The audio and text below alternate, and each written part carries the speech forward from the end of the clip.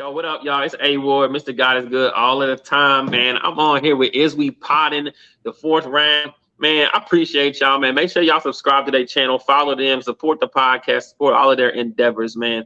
And we gonna keep it a buck. I want to go back, man. One of the first vids I ever seen you on, Reed, was you and Meek Mill rapping together outside that white SUV. You know what I'm saying? He had the Yeah, lock. Y'all yeah, was trading verses back and forth. Fire. Classic, classic, classic.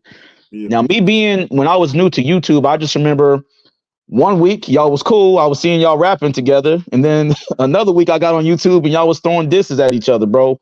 Yeah, yeah, I got you on here, Reed. You know what I'm saying? This is a once in a lifetime chance for me to ask you, man. yeah.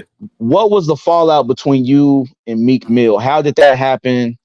Where did that originate from? And where are you guys at as of 2023, man? Go. Um, it started with him because you gotta remember I was out before Meek. I was popped before Meek Mill was heard of. Reed was popping. Two off the streets, battles, all that other shit. I was already doing me. Okay. Meek wanted Meek was hungry and Meek wanted what I had. He wanted that limelight. He wanted that. So in order to be the best, you got to come see the best. Mm. So Meek started throwing shots on mixtapes and little shit like that. So I remember this vividly. I remember my homies coming to me like, "Yo, bro, you hear this nigga dissing and da da da da." Yo, we gotta get back at him. I'm like, bro, I'm in a winning position right now. I'm popping. I'm not giving nobody no spotlight. We not gonna shine a light on these niggas. And I remember I deaded that situation, and it started. It lived for like a couple more months to the point that it came to like a boiling point to where I was like, you know what, fuck it, and I put out a diss back, and Mm. that's when it all started. Because now it's like, bet he bit the bait, so now he on it. He dropping, I'm dropping. Now it's on. So it started with him, and then we squashed it. What you seen that day, us outside the white truck, we was in North Philly. I was in his hood, Hmm. around Birch Street, and I was in North Philly. You know, I'm a Southwest Philly nigga, so I'm down North Philly, and I'm rapping for my peoples out there. That was the headshot DVD or whatever. So somebody probably privately got on the phone and was like, "Yo, Reed around here." You know what Yeah. I mean? I see like 3 cars slide up. I'm spitting as I see the cars. My niggas, everybody start clutching. We see niggas and we fucking, I just keep rapping and doing what I'm doing. You know what I'm saying? We squash it that night. But then what sparked it back up was prior to us squashing it, you know, DVDs back then didn't have release dates. Niggas was just grabbing footage from rappers and they dropped these DVDs when they wanted to. Mm. So some shit that I recorded 3, 4, 5 months ago, Mm. coming at him on a disc. Dude finally get the DVD out, that footage surface. Now it's like, yo, I just made up with him and this nigga dissing again. Now he got to live with that and the Mm. pressure of his people putting that on him. So it just kind of just was like a revolving door, just kept going for a while. And as far as now, we good. Like we good. Me and Meek, we talk, you know what I'm saying? We DM each other. We actually got some plans, you know, for the future. So, you know, we good. Like I said, nobody died from that. This a real place. Like this a real place. I'm not saying it like it's the realest on earth, but if you've been to Philly, if you know about Philly, and you know this shit really the trenches. And it sometimes it ain't even the artist. It may be niggas in his camp and niggas in my camp. We done seen each other on multiple occasions. Nothing physical. It was always a mutual respect. It was just like, you know, may the best nigga win with this rap shit. You know what I'm saying? So I gotta ask you, Reed, at that time that y'all was going back and forth, man, because y'all dropped quite a few diss tracks or diss videos. I remember this vividly. yeah. Was any of those? Did Reed Dollaz ever listen to any of those? Like just in the privacy of your own thoughts, like, no, he's kind of getting at me right now. Like that's fire. Or was it like at the time? Was it like, nah, this ain't nothing. Like I can beat this. I can top this.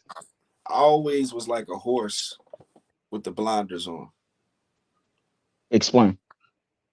When a horse race, they put on blinders, right? That's because he ain't worried about nothing on the side of him, none of that shit. He only worried about what's in front of him. I used to just dip a lot of those joints.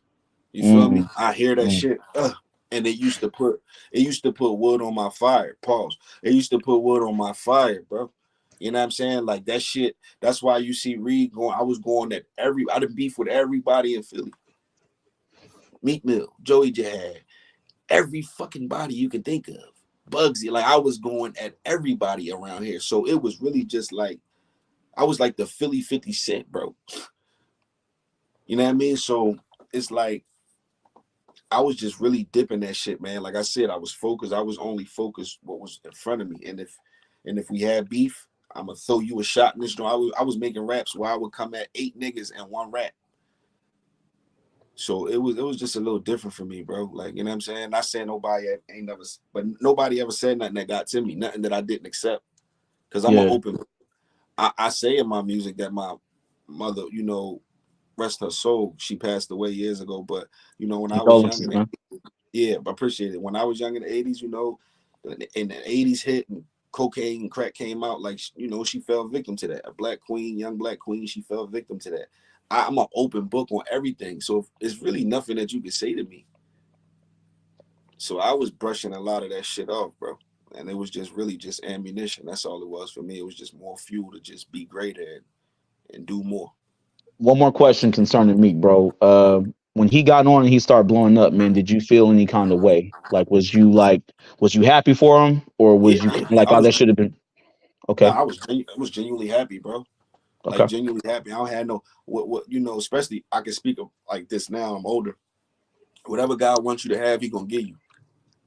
And sometimes if He don't give it to you, don't even look at it in a bad way because He might have saved you from something. Follow me. The industry a devilish place. People think getting in the industry is winning, but really, what's winning? I feel like I'm winning. I got a beautiful wife. I got a son. I moved my grandmama out the trenches. Beautiful home. Drive what I want. We got an RV. I got a Class A RV, my dog. Big as a motherfucking city bus. Who's winning? Do money make you winning? Is niggas' households happy? So that's something to think about. You know what I mean? So at the end of the day, I feel like I accomplished my goal. My goal was to always get my grandmom out the hood and shit like that. And I did that off of my craft. You know what I mean? This rap money. I was able to do that. So I feel like I won.